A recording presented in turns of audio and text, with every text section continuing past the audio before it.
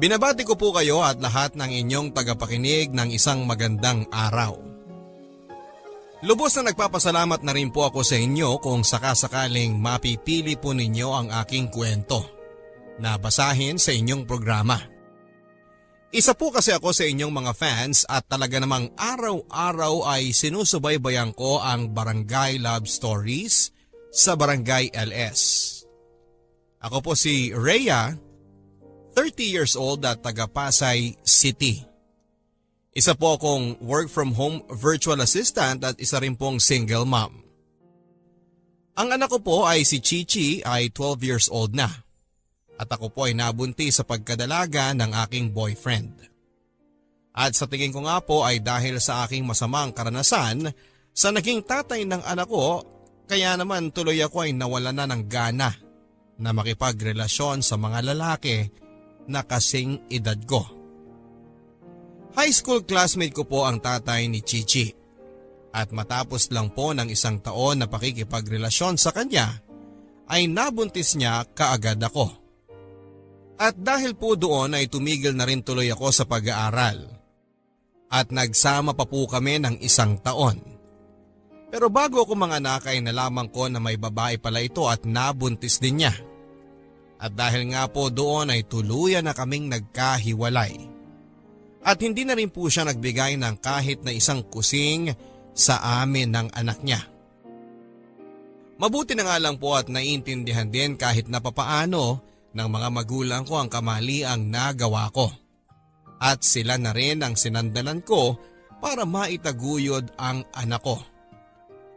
Hindi po ako nakatapos ng high school at hindi na rin po ako nakabalik ng eskwelahan. Nagtrabaho na lamang po ako kaagad-agad para hindi naman masyadong nakakahiya sa mga magulang ko. Dahil may mga nakababatang kapatid pa rin ako na nag-aaral noon. Pagiging sales lady, waitress, dishwasher, bantay ng internet cafe, lahat po halos ng trabaho ay napasok ko na. Pero karamihan naman po sa kanila ay kontraktual lamang. O kaya ay maliliit lang na negosyo na nagsasarado kaagad. Kaya medyo naging mahirap ang pasok ng pera. Pero sa awa naman po ng Diyos ay nakapag-ipon-ipon po ako sa loob ng 4 na taon ng pagtatrabaho. Kaya't ako po ay nakabili na rin ng sarili kong computer. At mula po noon ay nag-work from home na lang din po ako bilang virtual assistant. Para na rin mabantayan ko ng maayos ang pagpapalaki sa anak ko. Nagkaroon din naman po ako ng mga boyfriend pagkatapos ng tatay ni Chichi. Pero wala naman po akong sineryoso dahil karamihan sa kanila ay mga na-meet ko lang din sa chat. Bukod pa dyan ay napaso na nga po kasi ako sa pag-ibig. Kaya kapag nakakaramdam ako na medyo questionable ang ugali ng lalaki, ay hinihiwalayan ko na rin kaagad bago pa ako ma-fall ng husto. Pero noong mga 25 years old po ako ay nakilala ko si Ben. Isa ring ka-chatmate na taga Davao City. Hindi ko na nga po sana i-entertain ito dahil 45 years old na po siya. At 20 years po ang aming age gap. Pero mabait, mature at magalang po siya. Hindi katulad ng ibang mga kachat ko na alam mo agad na good time lang ang habol. Bukod pa dyan ay ramdam ko na may pinagdaraanan din siya at sabik talaga siya sa makakausap.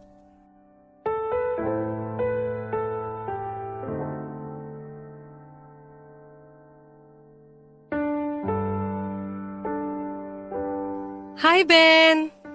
Busy ka? Di naman. Buti hindi ka pa nakukulitan sa akin. Hindi, okay lang. Wala rin naman akong ginagawa ngayon eh. Nagpapalipas oras lang din naman ako bago ko sundin sa school si Chichi. Kumusta na yung bank agent? Nakausap mo na ba? Oo. Bukas magmi-meet kami. Rhea, maraming salamat ha. Saan naman? Doon sa referral mo. Alam mo, kung hindi dahil sa'yo, hindi ako magkakaroon ng lakas ng loob na magsimula ulit na magnegosyo. Okay lang yan. Subok lang na subok. Nakakatawa nga eh. Ako yung 45 years old na, Pero ikaw pa yung mas may alam sa mga negosyo at bagay-bagay na ganyan kesa sa akin. Maaga lang kasi ako nag-mature. 18 pa lang kasi ako nabuntis na ako eh. Kaya kailangan talagang dumiskate, kundi nga kami ng anak ko. Ako, maaga rin naman ako nagkaanak. Pero parang ang immature ko pa rin. Oo nga pala, Rhea. May ipagtatapat ako sa'yo. Ano yun? Rhea, yung sinabi ko sa'yo na hiwalay kami ng asawa ko, hindi totoo yun. Ha? So, ibig sabihin nagsasama pa rin kayo ng asawa mo? Oo. Pero kung susumahin, mas matagal pa ata yung magkaiwalay kami. Kasi 10 taon na rin siya sa Abu Dhabi. At nagkakasama lang kami 1 buwan sa 1 taon. Pero bakit ka naman nagsinungaling sa akin? Sa totoo lang kasi, Rhea, kaya rin naman ako nagchat-chat kasi nung una kasi gusto ko ng, alam mo na, kalandian ba? Pero nang nakausap kita, mabait ka namang tao. Tapos halos lahat na nga ng problema ko na isashare ko na sa'yo. Nagbago na yung tingin ko sa'yo. Kaya gusto ko rin na maging honest sa'yo, lalo pat ngayon na magkaibigan na tayo. Okay lang yun. Simula naman parang kuya na ang tingin ko sa'yo eh. Buti na lang kuya at hindi tatay. Yung anak ko kasi 5 taon lang ang tanda mo. 20 years old na ba si Lisa? Magto-20 na sa 1 buwan. Sa katunayan nga, magbabakasyon din ulit si Mrs. dito sa Pilipinas sa 1 buwan. Rhea, ano sa tingin mo? Makipag-iwalay na ba ako sa Mrs. ko pagdating niya? Ha? Naku, huwag akong tanungin mo dyan. Desisyon niyo dapat yun na mag-asawa. Alam mo naman na yung kwento ko, hindi ba? Buryong-buryo na talaga ako sa mga kapatid ng asawa ko eh. Napakababa ng tingin nila sa akin porket wala akong trabaho ngayon. Ben, huwag ka na lang magpa-apekto sa sasabihin ng ibang tao. At saka ayan, magsisimula ka na ng negosyo, di ba? Hindi mo naman kasalanan na pumalpak yung ibang mong negosyo. Natural lang yun. At bahagi lang yun sa pagnenegosyo. Ang naging problema mo lang siguro dati, sinugal mo lahat dun sa iisang negosyo. Nag one time, big time ka. Kaya nung pumalpak, wala tuloy lahat. Oo nga eh. Sana this time maging successful na tong negosyo ko. Basta kapit lang at dasal sa Panginoon. May awa din ng Diyos.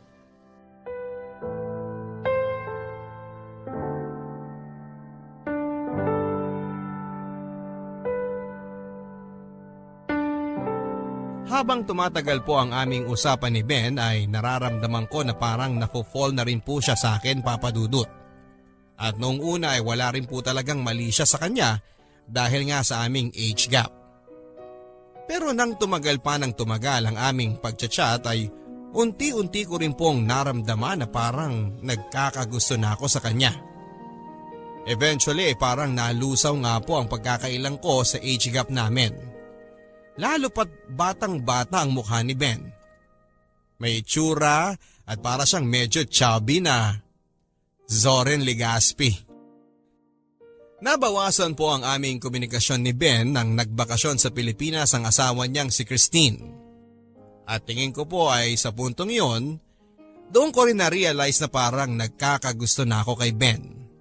Dahil unti-unti na po akong nakakaramdam ng konting selo sa asawa niya. At pag kami sa mga kwentuhan namin. Pero kagaya nga po ng nasabi ko sa inyo, Papa Dudut, ay dahil kaya kong kontrolen ang aking sarili, lalo pa nga't nanggaling na ako sa isang masaklap na relasyon, ay pinigilan ko po ang aking sarili na makaramdam pa ng mas malalim sa pagkakaibigan kay Ben. 3 buwan matapos umuwi ng asawa niya.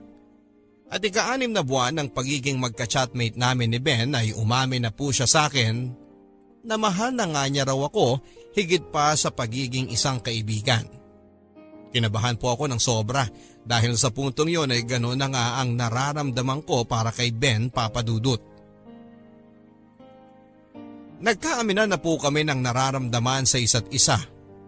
Pero sinabi ko po kay Ben na wala rin akong balak na makipagrelasyon sa kanya dahil ayaw kong maging third party.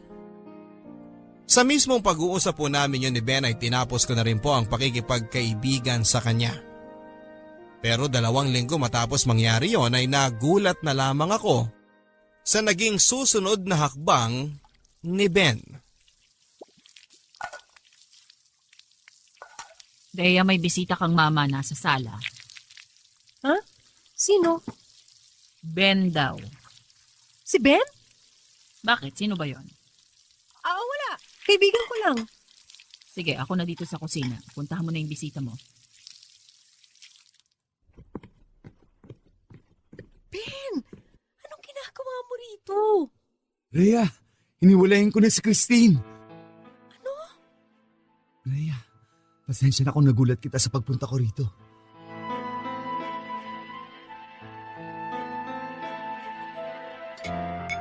Magmerienda muna kayo. Salamat, Ma. Ma, si Ben pala, kaibigan ko. Saan kayo nagkakilala? Kaopisina ko siya dati.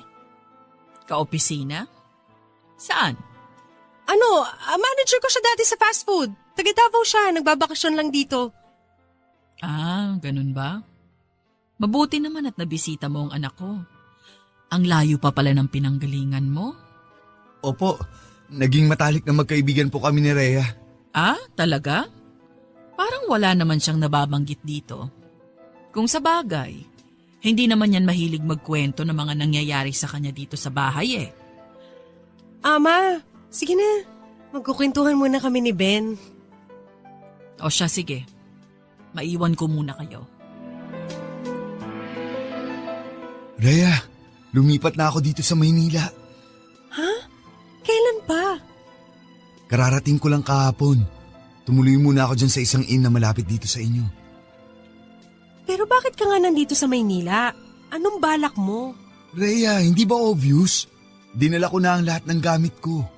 Iniwan ko na ang pamilya ko para sa'yo. Shh! Hinaan mong boses mo. Ben, bakit mo ginawa yun? Rhea, mahal kita. At akala ko ba, mahal mo rin ako? Ben, masyadong mabilis yung mga pangyayari. At saka kahit na anong gawin natin, kasal pa rin kayo, may mga anak ka. Magpapaanal ako. Tapos yung mga anak ko matatanda na rin naman. Ben, ewan, hindi ko alam kung paano to. Bigyan mo muna ako ng oras na mag-isip, okay? Pasensya ka na, Rhea. Hindi kasi to ang in-expect ko na magiging reaksyon mo. Sige, aalis na lang ako. Teka, Ben! Sige, ganito. Bukas pupuntahan kita doon sa inn, okay? Bigyan mo muna ako ng oras na makahinga at mag-isip ngayon.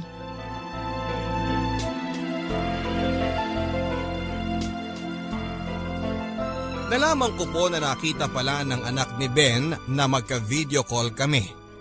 Pero ang naabutan ata ng anak niyang si Lisa ay nung sinasabihan ko na si Ben na mas makakabuti kung putulin na namin ang aming komunikasyon. Pero sinumbong pa rin ni Lisa si Ben sa nanay niya. And eventually ay nalaman na nga ng buong pamilya ni Ben at kinuyog siya ng mga ito. At dito na nga siya ora-oradang nag-decide na magpa-Maynila para lumayo na sa kanila at piliin niya ako. Sa totoo lang, Papa Dudut, ay talaga pong nagitla ako sa ginawa ni Ben. Oo nga't napamahal na rin siya sa akin sa mga video calls at chat namin, pero nang nakita ko na siya ng aktwal at harapan ay parang doon sa akin nag-sink in ang realidad ng mga bagay-bagay. Pamilyado si Ben. At kapag pumayag ako na maging magkarelasyon kami, ay magiging kabit ako. Sa kabutihang palad ay naunawaan po ni Ben ang naging reaksyon at sitwasyon ko, Papa Dudut. Pero noong kinausap ko na siya na pag-isipang muna ulit ang naging desisyon niya at umuwi muli sa Davao ay nakita ko na desidido na talaga siya na iwanan ang kanyang naging buhay doon. Ang sabi sa akin ni Ben, kay pumayag man ako o hindi na makipagrelasyon sa kanya, ay buo na raw ang loob niya na mananatili siya sa Maynila. Ang sabi ko naman ay pagbibigyan ko siya. Pero sa kondisyon na magsisimula muli kami bilang magkaibigan. Nang nag-alsa balutan po si Ben sa Davao ay tanging ang mga damit at naipong pera lang niya ang daladala niya. At dahil wala rin naman siyang ibang kakilala o kamag-anak sa Maynila ay ako na rin po ang tumulong sa kanya para makapag-settle down. Sinamahan ko siya na maghanap ng kwartong mauupahan. Tinulungan ko na rin siya na makahanap ng trabaho na hindi po naging madali dahil may edad na si Ben. At matagal-tagal nang hindi nakakapagtrabaho. Sa awa ng Diyos ay may nakuha naman po kaming trabaho niya bilang isang ahente ng bahay. Naging maayos naman po ang mga sumunod na buwan sa estado ni Ben sa Maynila. Pero kadalasan ay naroong tinatawagan at tinetext pa rin siya ng mga anak, asawa at mga kamag-anak ng asawa niya para lang murahin at laitin. Eventually nga po ay hindi na rin nakatiis si Ben at nagpalit na rin ng numero para makaiwas na sa mga panghahara sa kanya ng pamilya at mga kamag-anak ng asawa niya. Sinarado na rin po niya lahat ng mga social media accounts niya at pinutol na ang koneksyon sa lahat ng mga kakilala niya sa Davao. At mula po noon ay parang ako na lamang ang nag-iisang natira sa buhay niya. Mga 5 buwan matapos na lumipat si Ben sa Maynila ay formal ko na po siyang sinagot, Papa Dudut. Hindi ko na rin po kasi napigilan ang sarili ko nang minsang bumisita ako sa kwartong inuupahan niya. At may nangyari na nga po sa amin. Itinago ko na rin po muna sa pamilya ko ang tungkol sa amin ni Ben.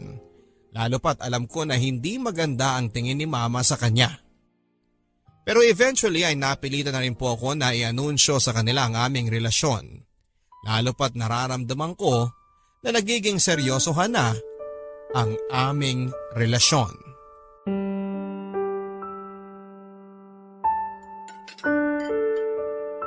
Ma, Pa, may gusto po sana akong sabihin sa inyo. Ano yon? Kami na po ni Ben. Okay. Kailan pa ba naging kayo? Isang taon na po. Ano? Seryosohan na ba yan? Opo. Ano bang trabaho mo, Ben? Ahente po ako ng bahay. Kumusta naman yun? Awa ng Diyos medyo okay naman po. Huwag ka nang nangungupo. Parang halos magkakaedad lang naman tayo. Ben, pasensya ka na. Alam mo naman siguro na may anak na itong si Rhea, hindi ba? Oo. Handa ka na bang maging tatay? Yun ay kung wala ka pang anak. Actually, meron na akong anak. 2. Dalawa? Nasaan sila? Nasa Davao, sa puder ng asawa ko. Ilang taon na yung mga anak mo? Yung bunso, 18. Yung panganay, 21 years old. 21 anyos? 5 taon lang ang tanda ni Rhea sa panganay mo? Gaano na kayo katagal na hiwalay ng asawa mo? Mga 1.5 taon na. 1.5 taon pa lang. Tapos mag-iisang taon na kayo ni Rhea? Oo. Si Rhea ba ang dahilan ng paghihiwalay ninyo? Hindi! Ano bang klase mga tanong yan? Aba, syempre. Nagkamali na kami dun sa tatay ni Chichi. Hindi na pwedeng maulit-ulit ang pagkakamali mong yon. Lalo pat 20 anyos ang tanda sa'yo ng lalaki na to. Pero wala na sa lugar yung mga tanong nyo, May. Wala sa lugar? Mukhang niyang relasyon ninyo ang wala sa lugar dahil ginawa ka niyang kabit. Hindi ako kabit. Rhea, Ma, tama na yan. Bakit? Napawalang bisa na ba yung kasal nila? Hindi pa. Pero bala ko nang ipaana lang kasal namin ng dati kong asawa. Ang punto ko, habang hindi pa kayo legal na naghihiwalay ng asawa mo, mananatiling kabit mo itong anak ko.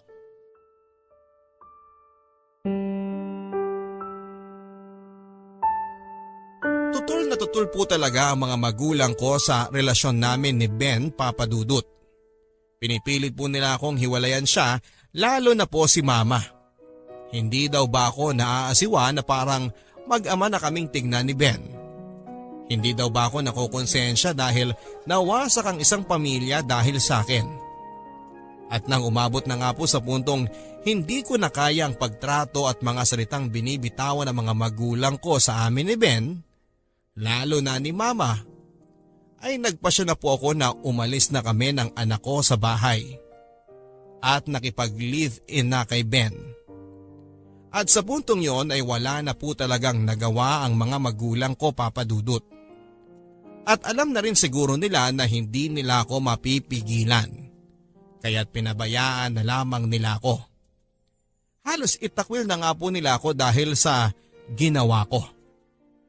At dahil maliit lang po ang dating kwarto na inuupahan ni Ben at dala ko na rin si Chichi, ay lumipat po kami sa isang apartment. Sa panahong yun ay medyo malakas po ang kita ni Ben sa pag-aahente.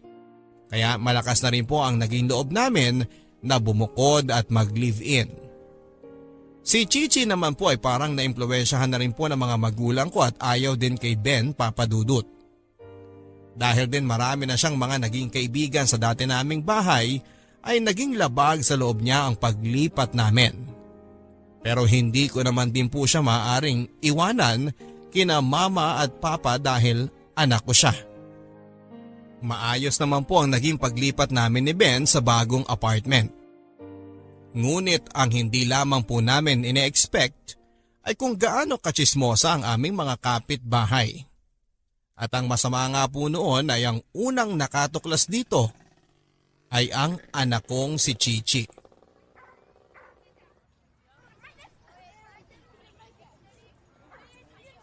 Pabili po ng barbecue. Ilan? 5 stick po. Sige, balutin ko lang Uy, Mare, nakita mo ba yung bagong lipat dyan? Ang gwapo ng malaki, ano? Kahit may edad na. Maganda din naman yung asawa. Oh, asawa ba yun? Sus Maria Josep, hindi ba yung kabit? Ay, ang bata kasi, mukhang sugar daddy. Uy, tatay ata ng bata yun. Iha, eto na yung order mo, Uy, bata, sorry ha, joke lang yun. Tatay at nanay mo ba yung kasama mo doon? Hindi ko po tatay yun.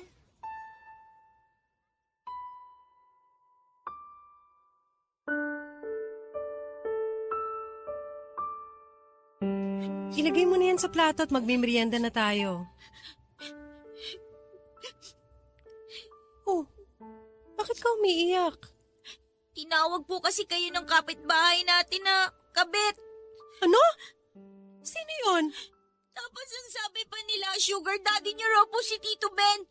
Ano po ba ibig sabihin nun? Sino yung mga yan? Doon po sa barbecuehan.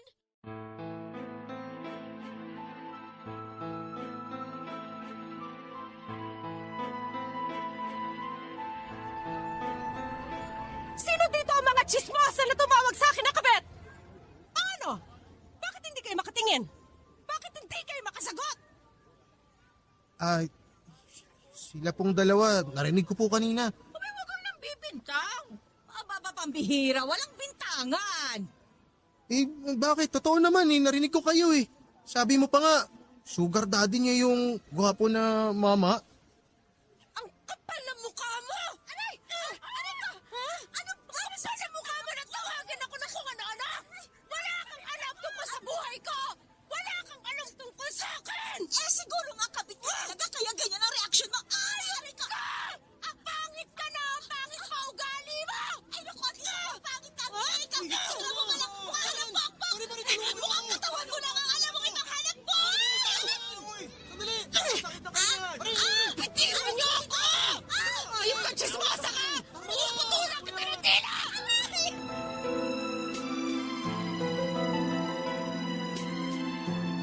Napabarangay po kami ng kapitbahay ko na yon, Papa Dudut. At sa tanang buhay ko ay noon lang din ako ng away sa kalsada at napahiya ng ganon.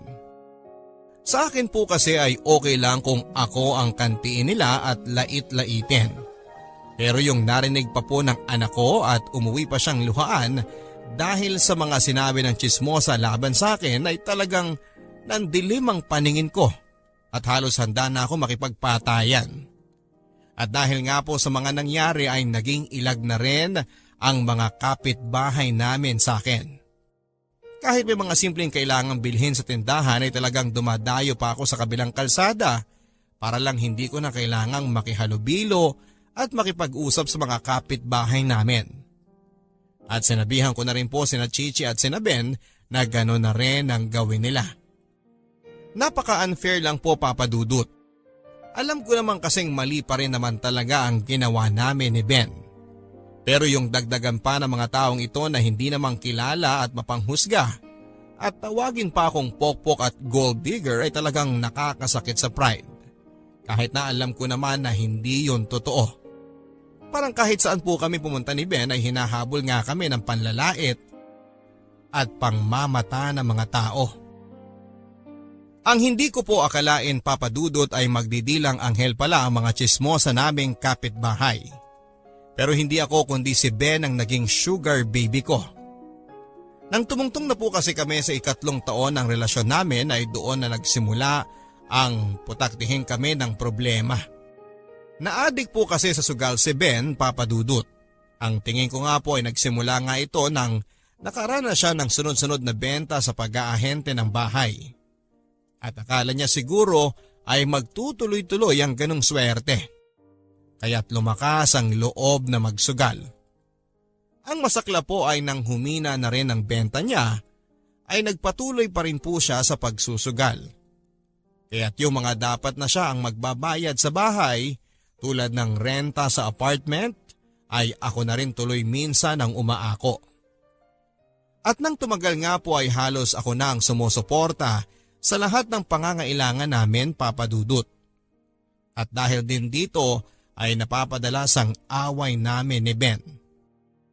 Noong una kasi ay kapag nangungutang siya ay binabayaran pa niya. Pero nang tumagal-tagal, yung pangungutang niya ay parang hingi na. Lumaki na rin po kasi ang anak ko kaya't inuunti-unti ko ng pag-ipunan ang kanyang pang high school.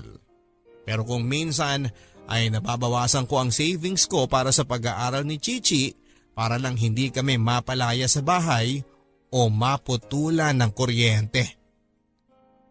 Pero isang araw ay nagulantang na lamang po ako nang may natuklasan akong bagong gulo na pinasok itong si Ben para lamang matustusan ang kanyang pagsusugal.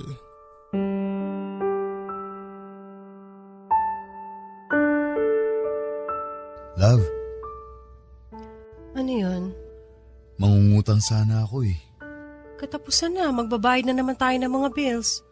At saka may utang ka pa sa akin ah. Please, love. Emergency lang.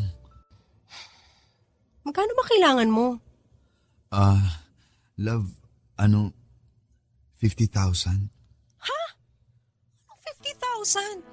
Anong gagawin mo sa 50,000? Napasubo kasi ako eh. Napasubo saan? Sa sugal na naman? Oo eh. Nangutang kasi ako dun sa nagpapautang dun sa kasino. Ilang buwan na akong hindi nakakabayad. Love, pinagbabantaan nila ang buhay ko. Pera naman, Ben! Saan ko naman kukunin yung ganyang kalaking pera? Magsangla muna tayo. Itong TV, yung aircon. Ben naman! Hindi na nga ako magkanda uga-ugaga sa pamomroblema kung saan tayo kukuha ng pera. Tatagdagan mo pa? Nanganganib ang buhay ko, Rhea. Bakit kasi hindi ka na lang tumigil sa kakasugal mo at magtrabaho na lang? Talagang titigil na ako sa pagsusugal kapag pinatay na nila ako. Rhea, please. Paawa ka naman sa akin. Ayoko pang mamatay. Pampihira naman, Ben. Hindi naman tong buhay na pinangarap ko. Sabi mo, magpapaanak ka na sa asawa mo. Akala ko ba, yun yung priority mo kaya nag-ipon tayo ng pera? Ngayon, nasaan na yung pangakong yun? Wala na rin? Lahat ng pera mo, nilustay mo na dyan sa bisyo mo tapos ngayon idadamay mo pa ako? Maniwala ka sa akin. Mahal na mahal kita. Pero please, parang awa mo na. Pinapangako ko. Titigil na ako pagkatapos nito. Nadala na ako. Magpo-focus na lang ulit ako sa pagtatrabaho, sa pag-iipon. Pero ang mahalaga, malampasan ko muna tong problema ko na to. Please, Rhea, tulungan mo ako. Magtulungan tayo. Yung ipon ko para sa pang-high school ni Chichi, 3,000 na lang ang matitira. Mababawi natin yun. Pangako ko. Pagsisikapan ko para maibalik ang lahat ng inutang ko sa'yo. Bibigyan natin ng magandang kinabukasan si Chichi. Ben, tutulungan kita sa pagkakataong to ha. Pero sa susunod na ulitin mo pa to, hihiwalayan na talaga kita. Puro problema na lang dinadala mo sa buhay naming mag-ina. Patawarin mo ako, Rhea. Promise, titigil na ako. Kailangan ko lang na mabayaran sila. Please, patawarin mo ako. Magbabago na ako. Makakabawi ako sa problemang to. Tapos magpapaanal na ako. Tutuparin ko ang mga pangako ko sa'yo, love. Mahal na mahal kita. Maniwala ka.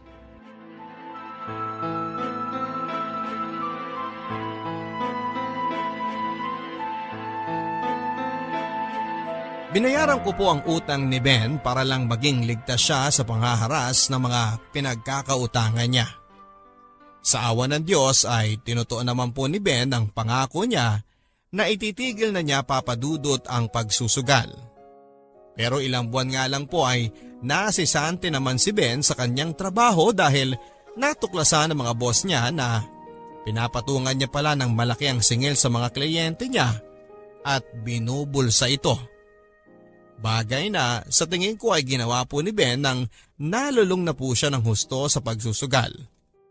At sa isang igla papadudot ay pakiramdam ko ay bigla kaming naging back to zero. Wala ulit trabaho si Ben at halos limas ang lahat ng savings ko. At sa kabila pa noon ay patuloy pa rin ang hindi namin pakikihalubilo sa mga kapitbahay namin. Dahil ilang taon na kaming nakatira sa lugar na yon, ay atribidang gold digger pa rin ang tingin nila sa akin. Samantala, nahirapan na pong humanap ng trabaho si Ben matapos noon. At sa tingin ko po ay medyo na-demoralize na naman siya. Kaya naman nawala na siya ng gana na lumabas para maghanap ng mapagkakakitaan at nakatambay na lang palagi sa bahay. Sa pagkakataong yon ay medyo hindi na rin po ako nagtataka sa ugaling yun ni Ben. Nang nakilala ko po siya ay medyo depressed din siya at walang ginagawa na kahit na ano. At ngayon ay naririto naman siya sa ganong klase ng estado. Pero ang masaklap ay ako na ang parang naging responsable at may kargo sa kanya. Gusto ko na rin po sanang hiwalayan si Ben noon pero hindi ko na po nagawa dahil nalaman ko na buntis ako.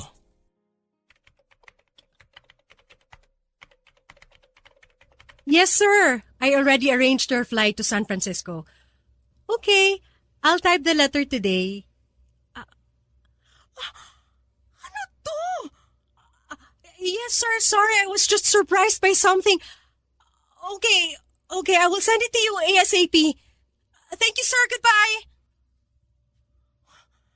Grabe, ano pa to? Ayaw tumigil. Ben! Ben! Bakit? Ano to? Ginamit mo ba tong computer ko? Hindi. Ano to? Tatatlo lang naman tayo dito sa bahay. Alam kong hindi ako nagpunta sa kahit na anong porn site. Yung anak ko, alangan naman pumunta yun sa porn site. Minsan lang naman ako pumunta dyan eh. Ayan o! Hindi ko mapatigil. Ungol ng ungol. I-restart mo na lang. Hindi na kita sisitahin dyan sa panonood mo ng porn, pero utang na loob naman. Huwag dito sa computer ko. Ginagamit to ni Chichi. Pasensya na. Hindi na mauulit. Bored lang dito sa bahay. Ano pa to? Bakit ayaw na magbukas? Start lang ng restart. Pambira naman oh. Nasira na ata ito kung kailan may deadline ako. Nagda-download ka ba ng kahit na ano dito? Ewan. Hindi ko na alam kung ano nang mga na-download ko. Naman. Itong computer na nga lang na itong inaasahan natin sa pagkukunan ng ikabubuhay natin, sinira mo pa? Hindi ko naman sinasadya eh. Pag nabobore lang naman ako kaya ako yan ginagamit eh. Eh bakit kasi hindi ka nalang maghanap ng trabaho? Tumatambay ka na nga lang dito sa bahay, naninira ka pa ng gamit. Grabe ka naman magsalita. Langya, habang tumatagal parang nagiging si Christine ka na rin eh. At habang tumatagal, naiintindihan ko na rin kung bakit kanya iniwan. Hoy, hindi ako iniwan, ako ang nang iwan. Yan ang akala mo. Pero sigurado ako, kasal nga kayo, pero matagal na siyang walang amor sa'yo. Hayop ka! Ano? Sige! Sampalin mo ako! Bahala ka dyan!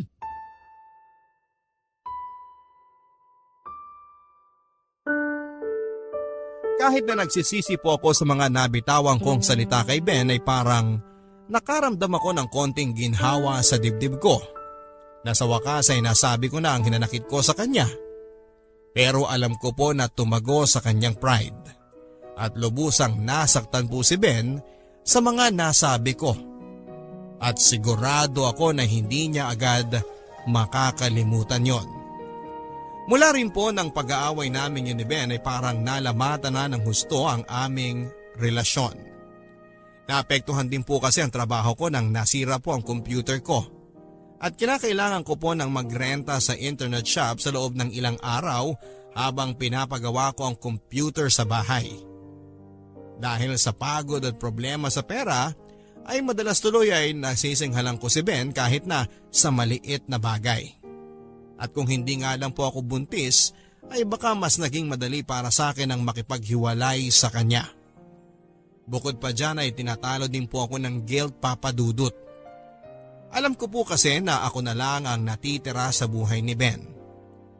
At kapag nawala ako, natakot ako na baka tuluyan na siyang mapariwara o gumawa ng bagay na ikapapahamak ng buhay niya. Nang nagkakilala po kami ni Ben ay medyo depressed po kasi siya noon, papadudot.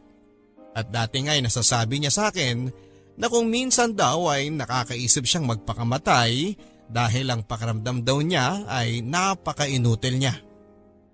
Dati ako po itong nagpapalakas ng loob niya at sinasabi na huwag siyang magpaapekto sa mga panlalait ng asawa at ng mga kapamilya ng asawa niya. Pero ngayon, ako na ito nagsasabi na wala siyang kwenta. At kahit na ano pong pilit na ibalik ko ang dating ako, yung maunawain, malumanay magsalita at positive thinker, ay hirap na po akong maging ang taong yon para kay Ben. Lalo pat ngayon na ako na ang sumasalo ng lahat ng mga sablay at mga pagkukulang niya. Simula rin po ng pag-aaway namin dahil sa pagkasira ni Ben sa aking computer ay unti-unti na rin naging malamig kami ni Ben sa isa't isa. At kahit na nakakuha na po siyang muli ng trabaho bilang isang sales agent ay hindi na bumalik sa dati ang aming samahan at pakikitungo sa isa't isa. Madalas nga po ay umuwi ito ng bahay na gabi na at maaga ding umaalis kinabukasan. At napapadalas na rin po ang pag-iinom nito kasama ang kanyang mga bagong katrabaho kaya't kung minsan ay lasing pang umuuwi. Dumating na rin po sa punto na naging manhid na rin po ako sa mga ginagawa niya. Kung dati ay may enerhiya pa ako na ngal-ngalan siya, ay nire-reserba ko na lamang po ito sa pagtatrabaho.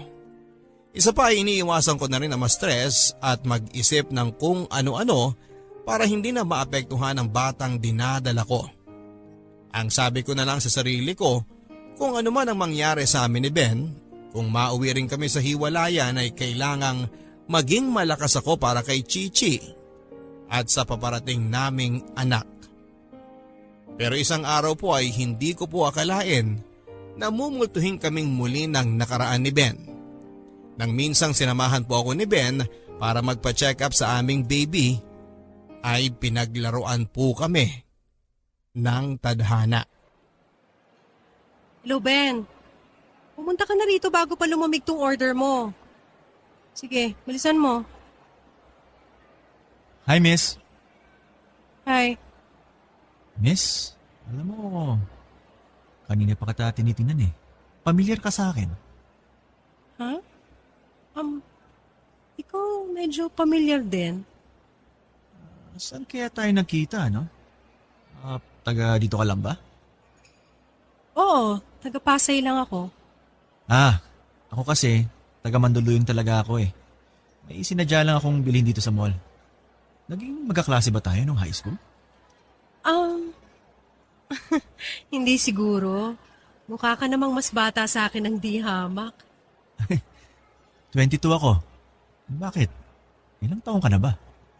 30 na ako. Oo, hindi nga. Oo nga, 30 na ako. Mark? Hello, Dad. Long time no see. Ikaw si Mark? Akalain mo nga naman hindi mo ako nakilala. Samantalang inagawan mo kami ng kapatid ko, ng ama! Mark, tama na. Wag dito. Ben, tara na. Wow! At buntis ka pa pala? Sakto. Buntis na rin yung misis ko eh. May asawa ka na? Oo, Dad. May asawa na ako. At ikaw, Miss Kabit, ano mo bang magiging lola ka na? Mark, please. Wag mo namang ipahiya ang sarili mo dito. Ha? Ako?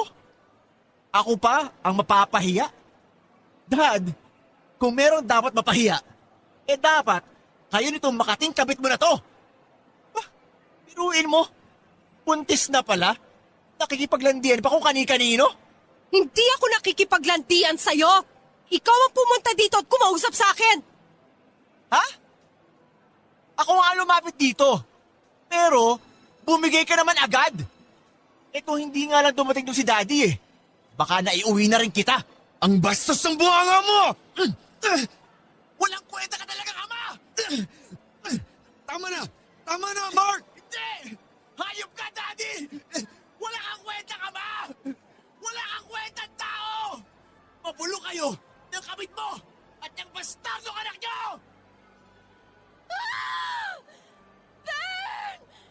Rhea! Dinudugo ka! Tulong! Dali natin siya sa ospital!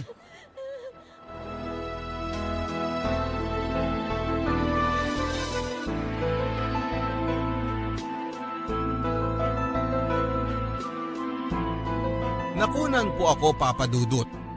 Dahil kapos rin po kami ni Ben ng pera ay napilitan po kaming manghiram sa mga magulang ko.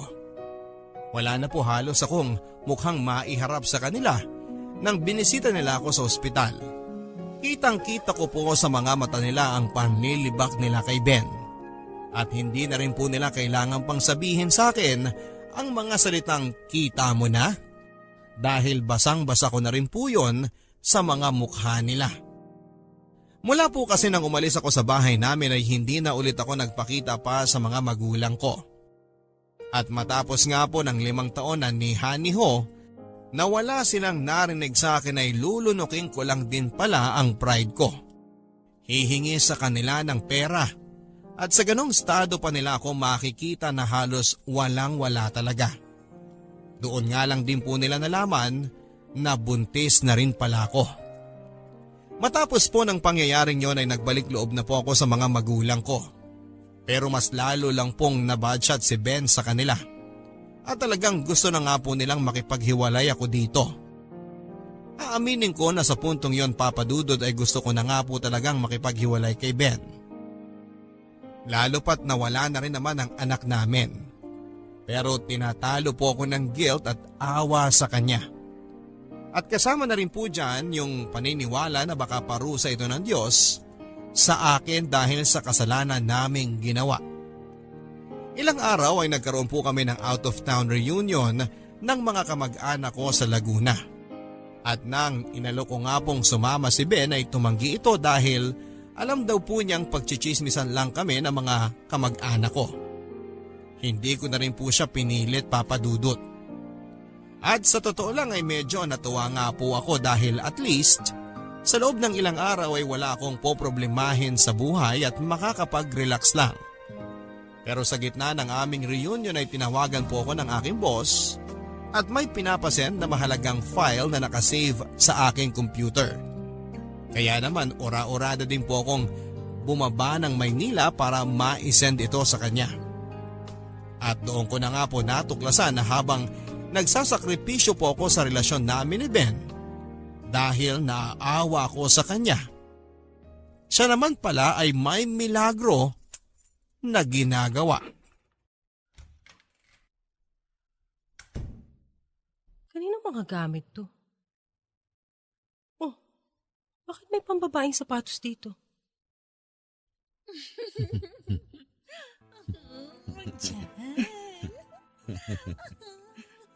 Hayop ka, Ben!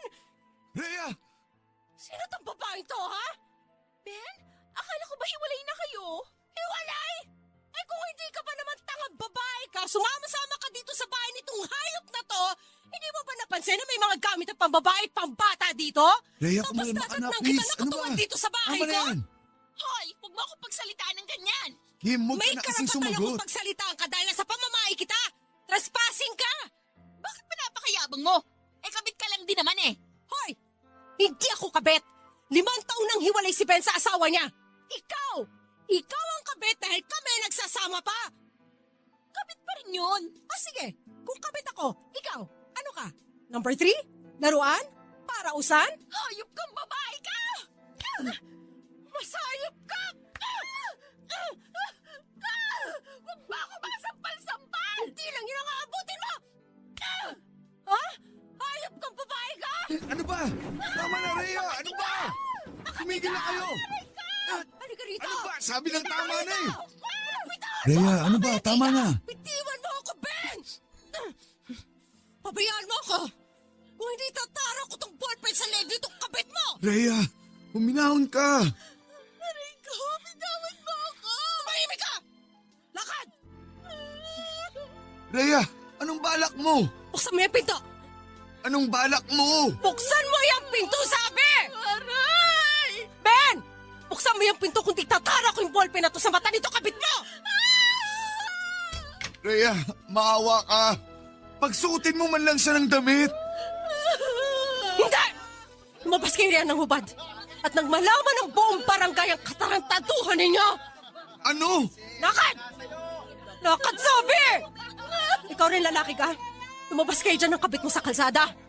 Lakad! Please, wag maawa ka. Patawarin mo kami. Labas, sabi! Ayoko na makitang pagmumukha ng dalawa kahit kailan!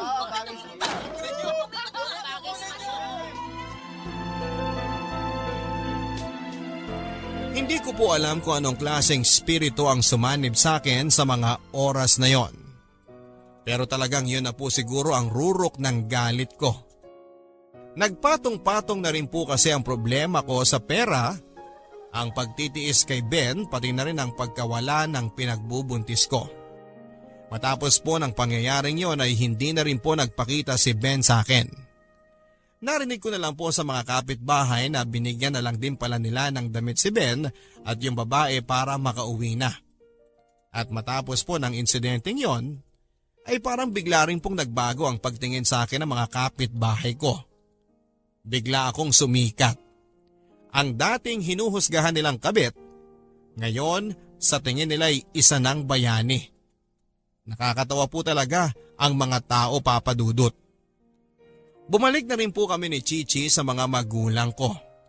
At tuluyan ko na rin pong ibinaon ang masamang karanasan ko kay Ben, Papa Dudut. Pero kahit na ganoon ang kinahantungan ng aming relasyon, ay hindi po ako masyadong nalulungkot at nagsisisi. Sapagkat pakiramdam ko ay sa wakas ay napagbayaran ko na rin ang aming kasalanan.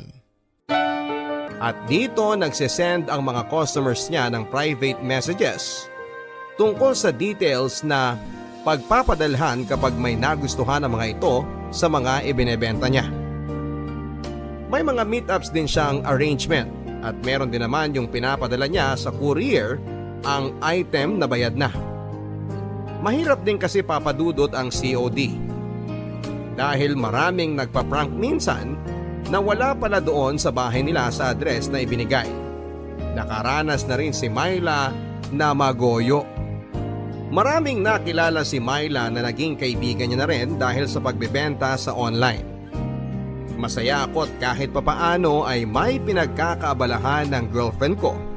At tiyak akong hindi batugan ang magiging asawa ko kapag magkasama na kami sa iisang bubong. Patingin ang page mo. Ayan oh. Ganda. Siyempre, ako yata gumawa ng logo niyan. Ang yabang ah. Pero in fairness, magandang ginawa mong logo. Gusto ko siya. Babe, gusto ko yung live online selling. Yung nasa camera ka tapos pinapakita mo yung mga paninda mo? Oo, maganda naman ako, di ba? Aba, syempre naman. Kaya nga kita nagustuhan eh. Dahil sobrang ganda, matalino, at maalaga. Walang mabait at mapagkakatiwalaan. Lahat ng magandang katangian meron ka. Ikaw talaga. O yan, may nag-comment na sa sandals na paninda mo. HM daw. Bakit kasi hindi mo nilalagay yung price? Uso talaga yung PM is the key. Replyan ko ng PM is the key. Uy, dapat nilalagyan talaga ng price yan. Ikaw talaga. Para alam ng tumitingin sa page mo kung mura o mahal ang binibenta mo. Strategy yan. Hindi ko makuha kung bakit ganyan ang strategy. Dapat makisabay sa uso. Sa bagay. Pero para sa akin, mas magandang ilagay mo na ang price. Sige na nga.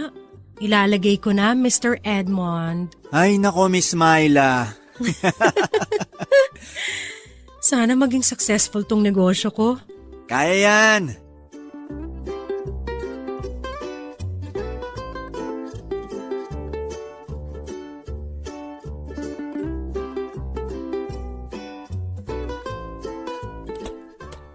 Wow! Dami mong pinapaka. Oo nga eh, maraming bumili. Ito bayad na to, ipapaship ko. Pero itong isang to, meet up ko na lang kasi nasa Metro Manila lang naman. Gusto mo ba akong isama? Wag na, kaya ko na to. May dala pala akong ulam. Niluto ni Mama. Ibigay ko daw sa'yo. I-microwave mo na lang mamaya para mainit pagkain nyo. Si tita talaga nag-abala pa. Siyempre! Love ka kaya nun? Sandali lang babe ha, sasagutin ko lang tong tawag. Sige lang babe. Hello? Yes, Sir Lawrence. Ngayon mo ba i-deliver ang item, miss? Opo sir, pinapako na po yung item ninyo. Gusto ko yan. Ipak mong mabuti Siguraduhin mong maayos yan pagdating sa akin. Oo naman po, pero maingat po ako. Yan ang gusto ko, maingat. Sige sir, I'll see you around 4 p.m. po. Excited na ako dyan sa item ko. Nice to hear that sir. Sana masatisfy kayo sa product ko. Sana. Sige sir, salamat ulit. Bye po! Okay, bye. Talaga bang ayaw mo akong isama? Lalaki yung kamitap mo eh. Alam mo na. Kaya kong sarili ko, huwag ka mag-alala. Para naman akong bata. Nagwo-worry lang ako para sa'yo. Salamat babe, pero okay lang ako. Sige, ikaw bahala. Basta kung kailangan mo tulong ko game ako. Noted. Hindi PM is the key? Ang corny mo Joke yun? Ikaw talaga?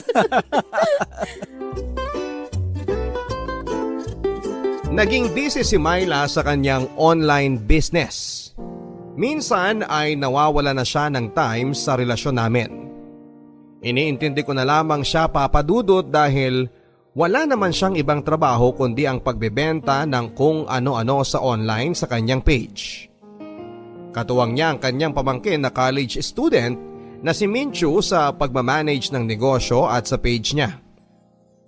Lumaki ang online selling ni Myla papadudot at dumami rin ang mga customers niya. Patok ang kanyang pagla-live video selling. Siyempre hindi rin maiiwasan na merong mga walang magawa sa buhay na mga bastos na tao. Sinasabihan ko si Myla na i-report niya ang mga bastos para naman magtanda at hindi na umulit sa pambabastos. Dumating ang araw na parang may kakaiba kay Myla. Hindi ko lang ma-figure out pero meron talaga. Minsan gabi na rin niyang nahahatid ang ibang orders. Wala akong magawa dahil nagtatrabaho din ako sa call center ng gabi at hindi rin makakasama ang pamangkin niya dahil nag-aaral ito. Pinapanalangin ko na lamang na maging mabuti at walang mangyayaring masama sa kanya tuwing meron siyang imimit na customer. Matyaga si Myla papadudot. Iba ang energy niya sa kanyang negosyo. Pero nawawala na nga siya ng time sa akin at yung dating date namin ay hindi na nangyayari. Mutual understanding lang talaga na busy siya sa kanyang negosyo. Dumadalaw na lang ako sa bahay nila.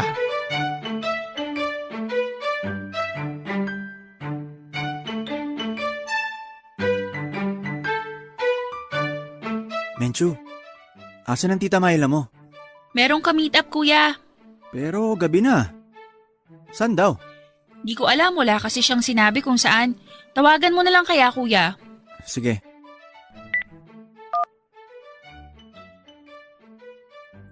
Hindi ko makontak eh. Gabi na masyado ah. Kuya naman, malaki na si Tita Myla. Kahit malaki na yon. Baby ko pa rin yun at delikado no. Babae siya eh. Ano naman ngayon kung babae? Pareho lang naman ang babae at lalaki ah. Parang iniinsulto mo naman ang babae na hindi namin kayang protektahan ng sarili namin. Hindi sa ganon. Nagwo-worry lang talaga ako. Sandali. Naiihi ako. Ka nakatingin sa akin. Mukha ba akong toilet? Andun yung CRO, alam mo naman eh. Mihi ka. Alam ko. Tinitinang kita kasi naalala ko yung panahon na nasa college pa kami ng tita mo. Katulad mo siya eh. Masipag mag-aral. Aba syempre, para makahanap din ako ng boyfriend na katulad mo. Char! Umihi ka na dun.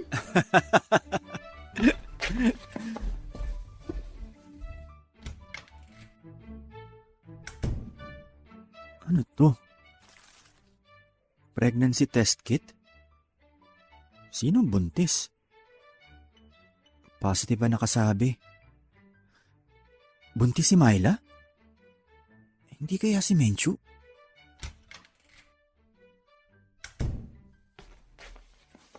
Bilis mong umihi, kuya. Magic? Kanini yung pregnancy test kit dun sa toilet? Meron ba? Hindi sa'yo? Bakit naman ako magkakaroon ng ganyan? Virgin pa ako, no? Baka kay Tita Myla. Naku! Inalaw mo na siya? Kakaiba kayong dalawa, ha? Susumbong ko kayo kay na lolo at lola. Buntis ang tita Myla mo. Ano? Magkaka-baby na kami. Talaga lang, ha? Bakit hindi pa sinabi ni Tita Myla sa'yo? Baka naghahanap lang siya ng tiyempo. Surprise, ganun. Sa bagay. So magpapakasal na kayo niyan? Ano pa nga ba? Mahal ko ang tita Myla mo, Menchu. Ikaw na sa mahal. Congrats! So kailan ang kasal? Pag-uusapan namin yan.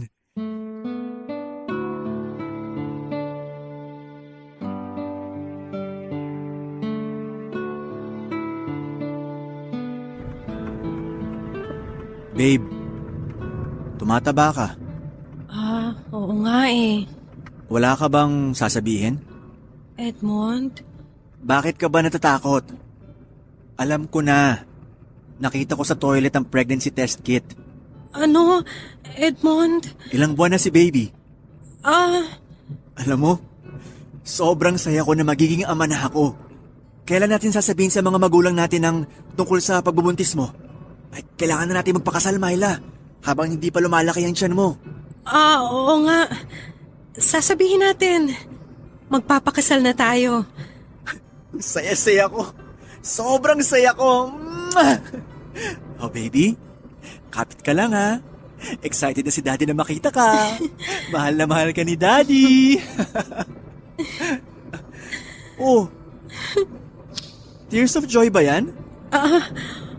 Oo. Salamat, Edmond. Salamat.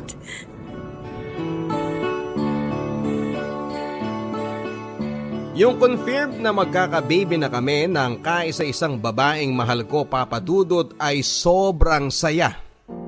Lalo na noong pumayag siyang magpakasal na nga kami.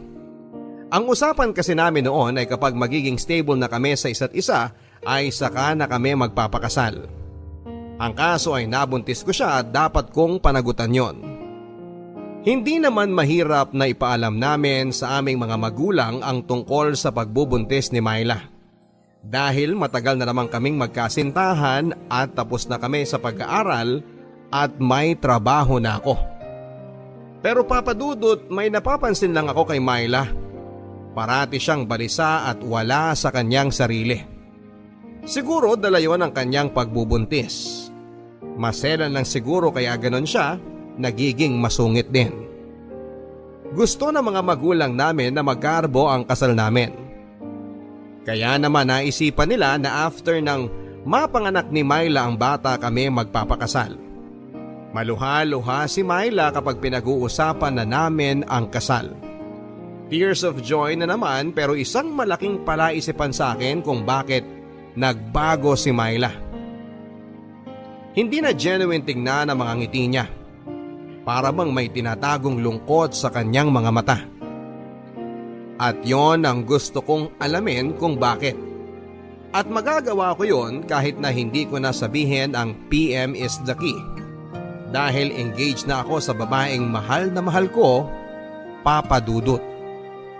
Nakapag-decide si Myla na itigil na muna ang kanyang online selling. Hindi na siya nagpo-post ng mga panibagong item para ibenta. Ang sabi niya gusto niyang magpahinga para mas maalagaan ang bata sa kanyang sinapupunan. Natuwa naman ako dahil baby ko ang batang iluluwal na at inaalagaan na magiging maayos ang kanyang pagbubuntis. Naipanganak ni Myla ang baby namin. Lalaki. Ginawa ko kaagad na junior si baby kahit ayaw ni Myla. Issue talaga kay Myla na huwag gawing junior si baby pero talo siya dahil gusto ng mga magulang namin na gawing junior na si baby. Ang napag-usapan ay isasabay ang kasal sa binyag ng anak namin. Dati, ang hilig-hilig ni Myla sa Sokmen. Pero noong magkaanak na kami, ay binura na rin niya ang kanyang account at nanatili na lamang siya sa loob ng bahay namin para alagaan si baby. Tinatanong ko siya kung magtatrabaho ba siya kapag makakalakad na si baby. Ang sabi niya ay ganon ang balak niyang mangyari. Nagtataka din ako papadudot dahil nakikita ko pa rin ang online selling page ni Myla. Hindi niya nabura ang page dahil may ka-co-admin siya. Ang pamangkin niya na si Menchu. May isang lalaking nagngangalang Lawrence ang parating nagko-comment sa mga panindahan ng PM Sen. Parang araw-araw ay may comment na ganon kaya naman kinausap ko na si Menchu.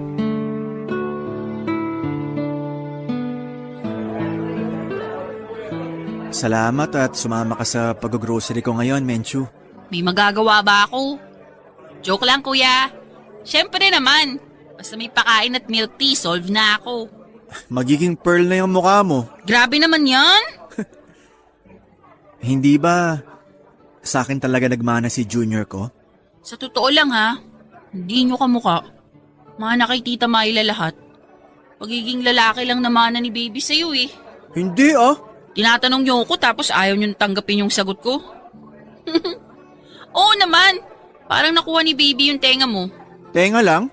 Ilang milk tea ba per body part, ha? Ay nako, Menchu. Teka, hindi ba co-admin ka ng online store ng Tita Myla mo? Oo, pero hindi ko na pinapansin. Si tita kasi talaga humahawak nun eh. Patingin nga ng page. Bakit? May titinan lang ako kung paano ba ginagawa yung online selling na yan. Akin na yung cellphone mo. Dali.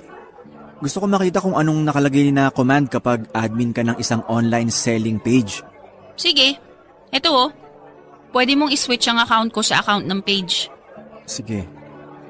Ganito pala? Umorder ka pa? Galante mo ngayon, kuya. Siyempre naman. Kuya, okay ka lang?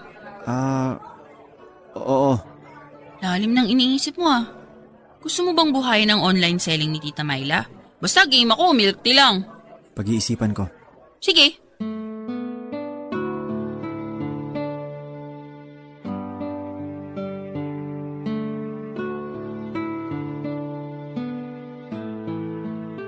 Babe. Ano? Ayaw mo bang buhayin ng online selling mo? Magtatrabaho na lang ako. Dati kasi, lakas ng energy mo para sa online selling mo eh. Bigla-bigla ka na lang nawala ng energy. Hindi ba ang sabi ko sa'yo, ang focus ko na yung pagbubuntis ko? Ngayon, naipanganak mo na si baby. Pagod ako, babe. Gusto ko matulog. Ikaw na muna magbantay sa bata. Ayoko na rin mag-online business. Dami manloloko dyan. Nakakapagod na rin makipag-usap sa mga siraulo. Dapat seller, sure buyer relationship lang naman yon. Kapag hindi sure, wag na kausapin. Ganun lang naman yun eh. Bakit ba, Edmond? Nabibwisit ka na ba dahil ikaw lang ang kumikita sa ating dalawa? Hayaan mo. Maghahanap ako ng trabaho kapag nakakalakad na si baby. Hindi naman sa ganon. I trust you. Edmond, alam ko ang gusto mong tukuyin. Pwede ba? Sabihin mo na lang na gusto mo akong pagtrabahuhin para kumita ng pera para may ka-share ka sa pagbabayad ng bills. Bakit pa ba ako nabuntis? Yun nga eh. Bakit ka nagpabuntis? Sinisisi mo ko, ganun ba? Hindi mo alam ang pinagdadaanan ko. Bukas na tayo mag-usap. Pagod ka, di ba? Edmond naman eh! Sige na. Magpahinga ka na. Sa loob-loob ko, Papa Dudut, ay nagngingit-ngit na ako sa galit dahil ang babaeng pakakasalan ko ay may ibang karelasyon. Si Lawrence na isang customer niya sa online selling na iniiwasan na niya. Tinignan ko ang mukha ni Lawrence at ang mukha ng junior ko. Kaya pala hindi ko kamukha ay kamukha pala ni baby si Lawrence. Kaya pala parang balisa si Myla. At hindi niya kaagad pinaalam sa akin ang tungkol sa pagbubuntis niya. Ay siguro'y hindi niya alam kung sino ang ama ng bata sa tiyan niya. Ipinagsabay pala ni Myla ang relationship ko sa kanya. At sa online selling at ka-PM is the key niyang karelasyon na si Lawrence. Dahil matagal na kami ni Myla ay naging automatic na ako talaga ang ama ng ipinagbubuntis niya. Dahil ako lang naman ang ipinakilala niyang boyfriend sa mga magulang niya. Itinago ni Myla sa akin ang lahat hanggang sa mga anak siya. At parang pinagtatawanan ako ng iba dahil hindi ko kamukha ang bata. Kailangan kong matunton kung saan nakatira si Lawrence, Papa Dudut. Naisave ko ang palitan nila sa online page inbox. Ang gusto ko ay magkaroon pa ako ng matibay na ebidensya ng pagtataksil ni Myla para hindi ko na ituloy ang pagpapakasal ko sa kanya.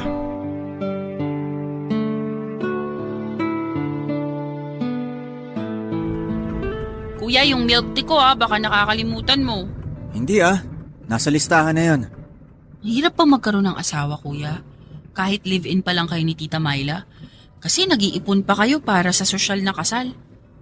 Kung ako, di na ako magpapakasal ng sosyal. Sobrang gastos lang din yan. Hindi rin naman assurance ang kasal na magsasama talaga ang dalawang tao habang buhay di ba? Ang dami mong alam Mas dadami yan kapag may milk tea na yan. Alam mo bagay sa'yo? Papainumin kita ng isang drum ng milk tea.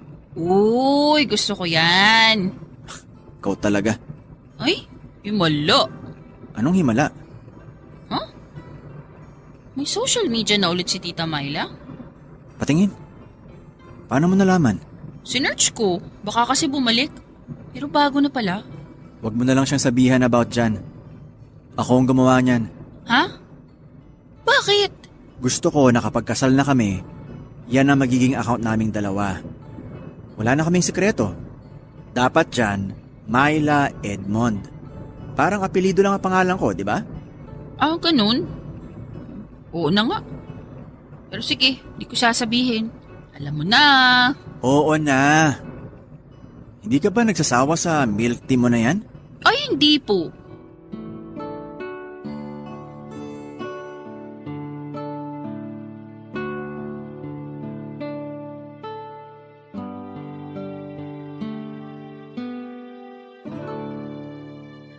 Saan na naman ang lakad mo?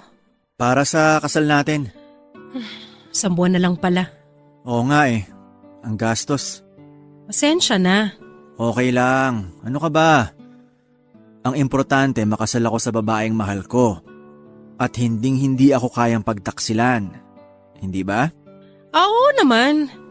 Bakit sumagi yan sa isip mo? Hindi ko alam.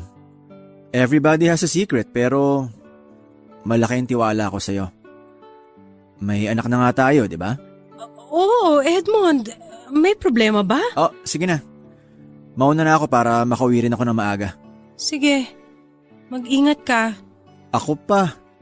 Sila mag-ingat sa akin.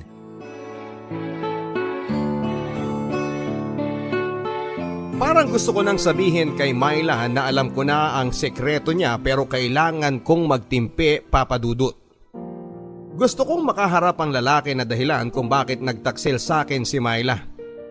Bakit kailangan pang humantong sa ganito ang lahat? Ang simpleng PM is the key ay naging daan sa isang pagtataksil. Patuloy pa rin ang paghahanda ng lahat para sa kasal at sa binyag ng anak ni Myla. Masakit sa dibdib ko tuwing nakikita ko ang bata, ang bunga ng kanilang pagtataksil. Nalaman ko kung saan nakatira si Lawrence, Papa Dudut. Gusto ko nang lusubin ang bahay niya at bibigyan ng malakas na suntok ko. Nagngingit-ngit ako sa galit, parang makakapatay ako ng tao, Papa Dudut. Ang hirap pala kung alam mo nang niloloko ka at alam mo kung sino ang mga taong nanloloko sa'yo. Umaapoy sa galit ang loob ko. Eto na yung pagkakataon kong kumprontahin si Lawrence. Sinira nila ang masayang buhay ko. Sinira nila ang plano ko sa buhay, Papa Dudut. Paano na ang mga magulang namin na excited na sa kasal namin ni Myla? Paano na si baby na ayaw ko nang ibigay ang pangalan ko dahil hindi ko naman siya anak? Paano na ang gastos ko para sa binyag at sa kasal na isa palang malaking scam? Abala na ang lahat dahil malapit na ang kasal at binyag, Papa Dudut. Hindi ko pa masabi na ayaw kong ibigay ang pangalan ko. Nagdadalawang isip pa rin ako kung itutuloy ko ang pagpapakasal kay Myla o hindi. Hindi po biro na patatawarin ko na lamang siya sa ginawa niyang panloloko sa akin. Dahil sa loob ng maraming taon na nakikipagrelasyon ako sa kanya, ay hindi ako gumawa ng bagay na ikakasakit ng puso niya. At naging tapat ako sa kanya, Papa Dudut. Nakipag-message ako kay Lawrence gamit ang dami na SOCMED account ni Myla. Tumawag siya. Ang sabi ko bilang si Myla na huwag tumawag dahil kasama ko parati ang boyfriend ko. At ayaw kong malaman na makikipagkita ako sa kanya. Nangyari ang tagpong ito 1 linggo na lamang bago ang itinakdang kasalan namin ni Myla, Papa Dudut. Walang kaalam-alam si Lawrence sa akin at ako lang ang nakakakilala sa kanya. Lumapit ako at nagpakilala akong boyfriend ni Myla.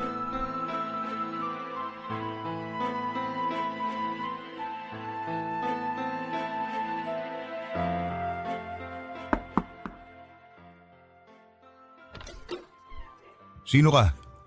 Ano kailangan mo? Edmond, ako ang fiancé ni Myla. So? Ikaw ang kachat ko? Spy ka ba? Tarantado ka! Anong ginawa mo sa fiancé Ba? ko, ha? Ito sa'yo! Kaya ka! Ano ha? Mahal mo ba si Myla? Ha? Sabihin mo! Hindi! Hindi ko siya mahal! Sa'yo na siya! Itiwan mo ako! Malandi ang fiancé mo eh! Pumapatol kaya diniskartehan ko na! Tinamaan sa akin eh! Hayop ka! Tama na! Hindi ko naman alam na may fiancé siya! Wala akong kasalanan dito! Ginalaw mo siya! Siyempre! Nasa isang kwarto kaming dalawa! Ano pa ba gagawin namin, di ba? Hindi ko siya pinilit! Kusa siya sumama! Kaya bitiwan mo ako! Sa'yo na yung baile mo! Bakit nagko-comment? At nagme-message ka pa rin sa kanya, ha? Siyempre babae siya! Tawag lang siya ng laman para sa akin! Tawa lang ang habol ko sa kanya! Sa'yo na ang puso ng Myla na yan! Kaya bitiwan mo ako!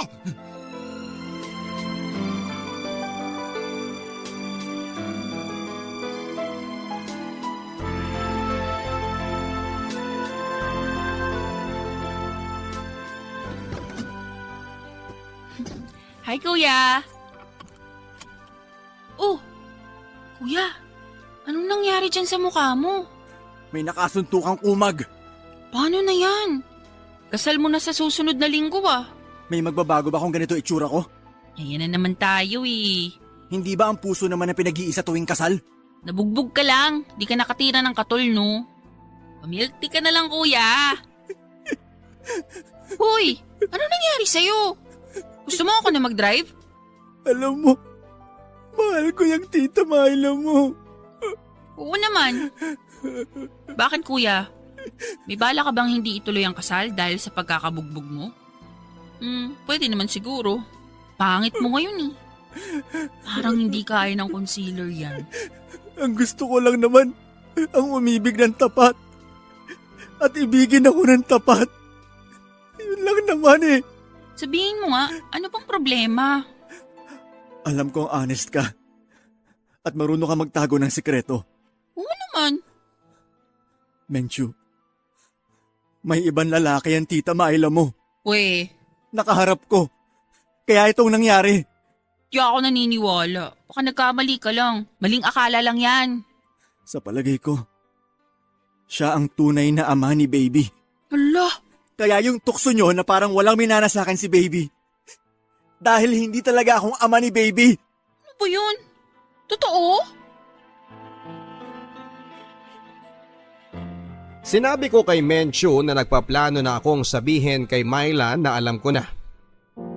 Ang hindi ko lang alam kung mapipigilan ko ang sarili ko na kainin ng galit dahil sa lahat ng kawalang hiyaan na ginawa niya sa akin, Papa Dudut. Ang sabi ni Menchu na pag-isipan kong mabuti ang lahat at huwag magpadalos-dalos sa desisyon. Na mas magandang pakinggan din ang side ni Myla kung bakit niya nagawang pagtaksilan ako at ano pa talaga ang nangyari between her at kay Lawrence. Mabuti na lang talaga at nariyan si Menchu. Kung hindi ay baka isa na akong bulkan na sumabog sa harapan ni Myla. Sinekreto na lang muna namin ni Menchu ang lahat, Papa Dudut. Hanggang sa kaya ko nang kausapin si Myla. At dapat kausapin ko na siya dahil ilang araw na lang ay kasal na naming dalawa. At ayokong umabot pa sa araw ng kasal. Saka ko sasabihin o saka ako magwawala dahil sa mga nalaman ko.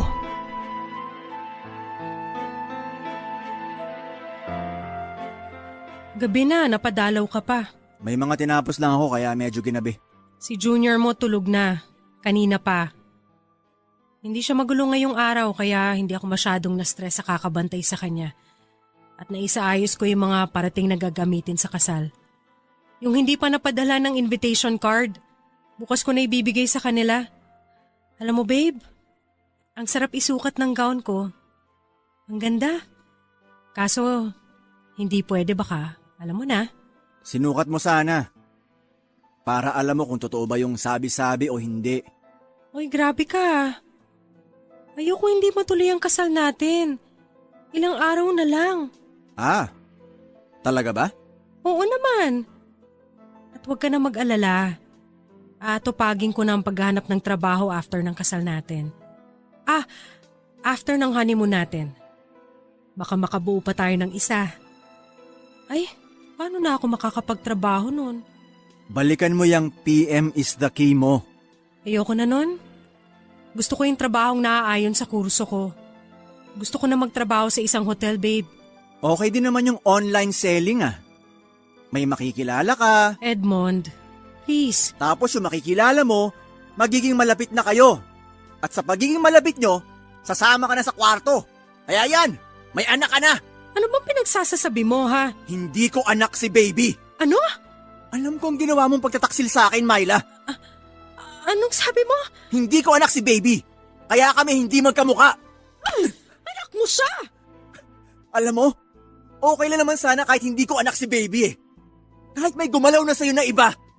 Hindi naman sukatan kung sinong nauna o ano eh. Ang masakit, hindi ka naging tapat sa akin.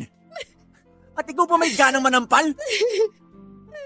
Alam ko ang tungkol sa inyo ni Lawrence. At huwag mong ipagkakaila yun, Myla. Paano mo nalaman? Kailangan pa ba malaman mo? Sabihin mo, pinuntang ka ba ng lalaking yun?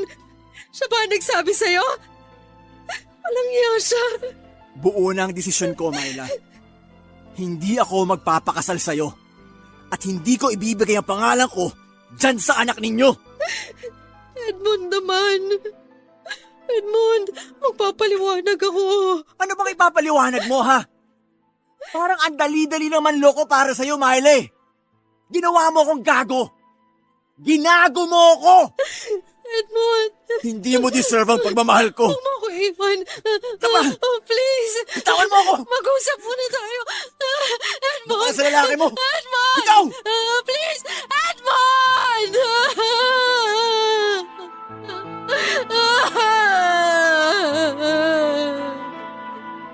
Pinigilan kong umiyak ng araw na yon, Papa Dudut.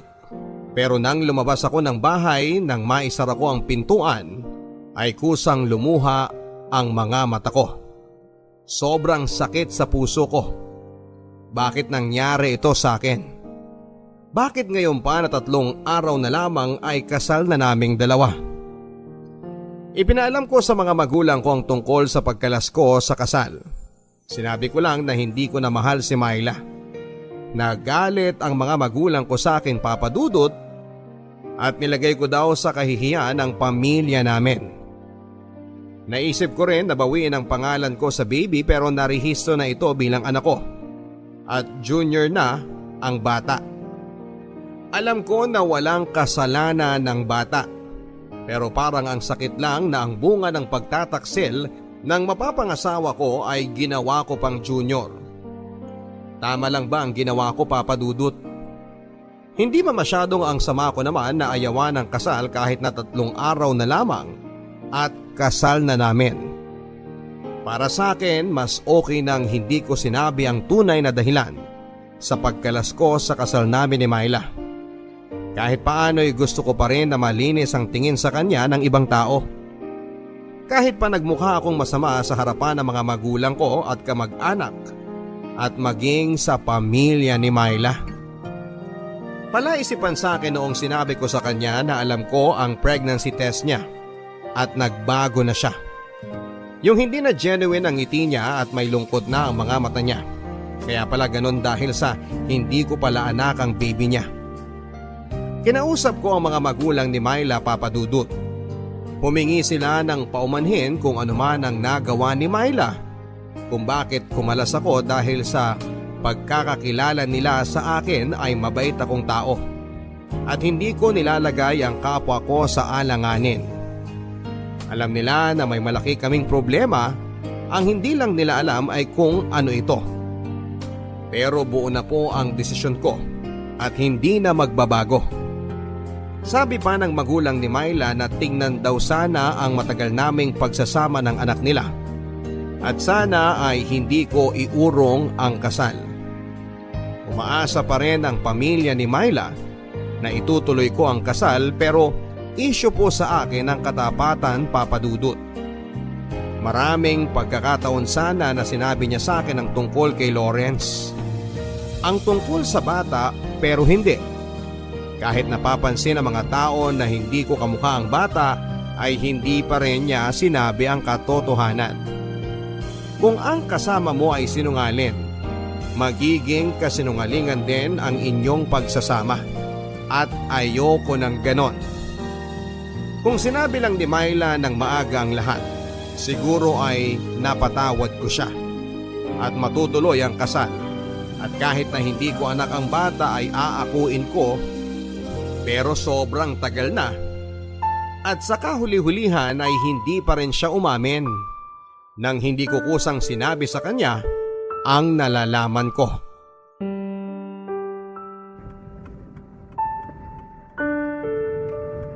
Kuya, parang naaasiwa na akong kasama ka. Di mo naman ako kadugo eh. Wala na kayo pati ni tita. Bukas na sana yung kasal niyo eh. Talaga bang hindi na matutuloy? Ayaw mo na talaga? Ayoko na. Wala na. Kuya, baba mo na ako dito. Hindi. Ihahatid kita sa bahay nyo. Kailangan kahit mali o may nagawang kasalanan ng tita ko, sa kanya pa rin ako dapat kakampi. Alam mo, takot akong magka-jowa kasi maraming hindi matitinong lalaki. Sabi ko nga sa sarili ko kung magkaka-jowa ako yung katulad mo kasi mabait ka.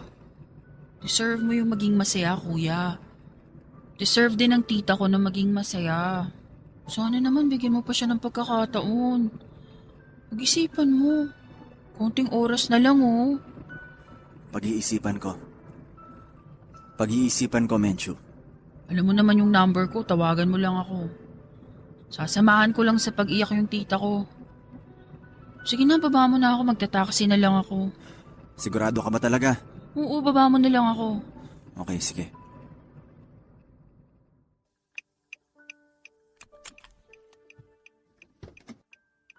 Hintayin ko yung tawag mo, kuya, ha? Sige. Salamat.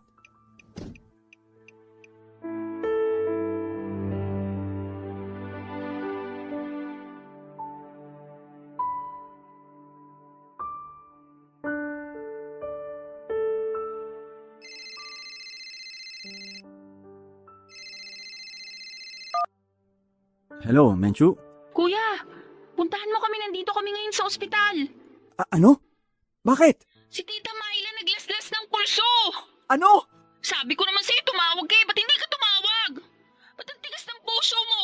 Ba't ayaw mo magpatawad? Di ba ito lang naman yung kasalanan ng tita ko? Alam kong malaking kasalanan to, pero mahal ka ni tita. Isang ospital! I-text mo sa akin ang address. Pupunta ako ngayon na. Kuya, please, punta ka na. Oo, pupunta na ako.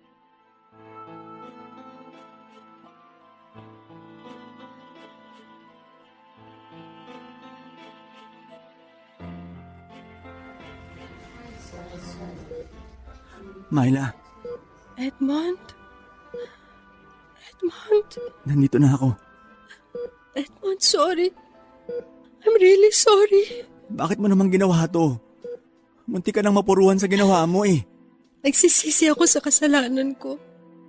Ako ang sumira ng lahat. Myla, sa totoo lang, gusto ko na talagang tigilan ang ugnayan natin at kalimutan ka. Alam ko naman eh.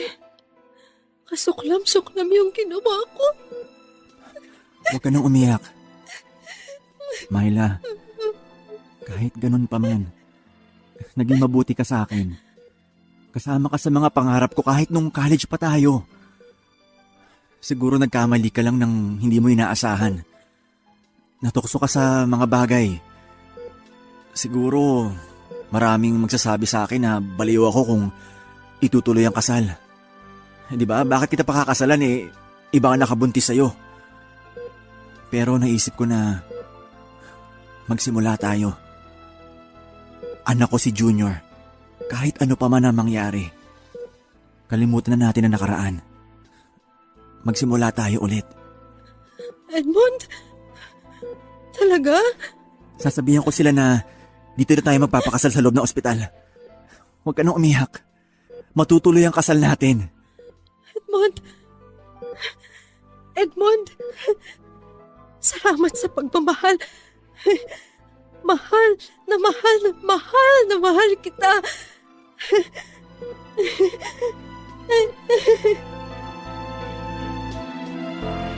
Ako, si Myla at si Menchu lang ang nakakaalam tungkol kay Lawrence at sa baby. Ang dali lang lumambot ng puso ko, Papa Dudut. Tama rin naman kasi ang sabi sa akin ni Menchu at ng mga tao sa paligid na dapat ko ring isaalang-alang ang mga taon na nagsama kami. Tatawagan ko na talaga sana si Menchu noon para kausapin si Myla. Naunahan lang ako ng paglaslas ni Myla. Tatanggapin ko na sana siya at bibigyan ng second chance. Kasi baka natukso lang talaga siya at nawala sa isip niya na mauuwi sa isang bangungot ang lahat. Hindi rin naman ako perpektong tao. Nagkakamali din ako. Natuloy ang kasal at binyag sa loob ng ospital, Papa Dudut. Kami-kami lang ng pamilya ko at pamilya ni Myla ang nandoon. Hindi ko na inisip pa ang nakaraan. Nakakatuwa nga na para kaming galing sa gera. May mga pasa ako dahil sa mga tama ng suntok ni Lawrence at siya naman ay ang paglalaslas niya ng pulso. Ano yan? Bakit may ring light? Magva-vlogger ka na ba? Hindi Mag-online selling na ulit ako pero kasama ka na. Ikaw nang sasagot sa mga messages. Bawal na ang meet-up. Shipping na lang. Pwede. So gagawa ka na ulit ng panibagong page sa online business mo? Oo. Babe, sorry doon Kalimutan mo na yon. Salamat sa pangunawa. Okay na yon. Move forward na tayo. Okay? Salamat talaga. Teka, gagawa ko ng video para sa business natin. Sumali ka. Babe, hindi ako magaling din sa video-video na yan. Ano ka ba? Kaya mo yan, promise. Sige. Paano ba yan? Ganito lang. Oy, Menchu, halika nga dito. Kayong dalawa na lang ng tita mo ang mag-video. Ako na lang kukuha. Pero kayo mag-i-edit Huwag niyo na ako isali sa video, okay? Kuya, kaya nyo yan. Artistahin kaya itsura mo. Para nga kayong si Mark Heras eh. Bolera nito? Ilang milk tea ba gusto mo? Mga 4. Alam mo, ang takaw mo talaga sa milk tea. Ganyan talaga yan. Parang pinaglihi sa milk tea. Hindi pa naman uso ang milk tea nung pinagbubuntis siya. Ano bang gagawin sa video na yan? Ayan naman pala eh. Simulan nyo na. Teka, anong ibebenta natin? Anything under the sun. PM is the key.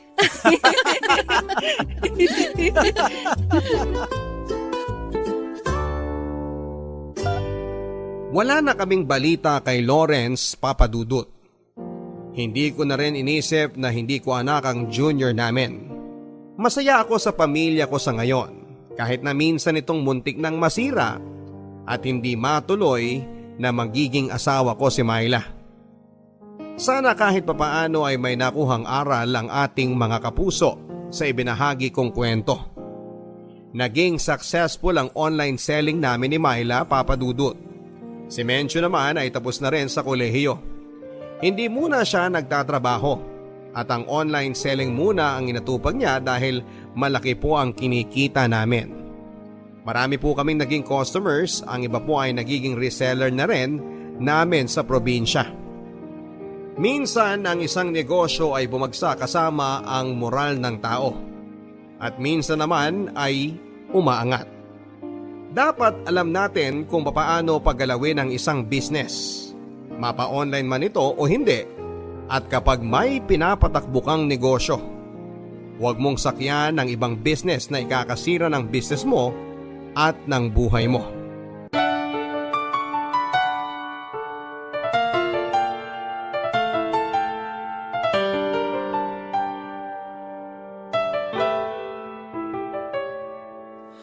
Ang buhay ay mahiwaga,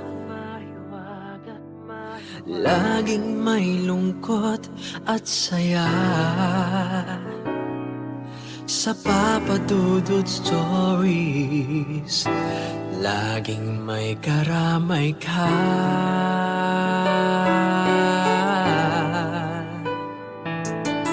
Mga problemang kaibigan, dito ay pakikinggan ka. Sa Papadudut Stories, kami ay iyong kasama. Dito sa Papadudut Stories, ikaw ay hindi nag-iisa.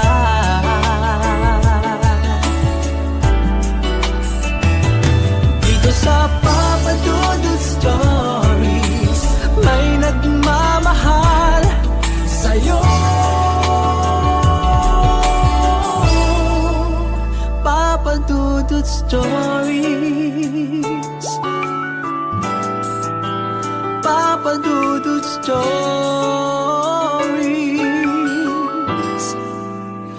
Papadudut Stories.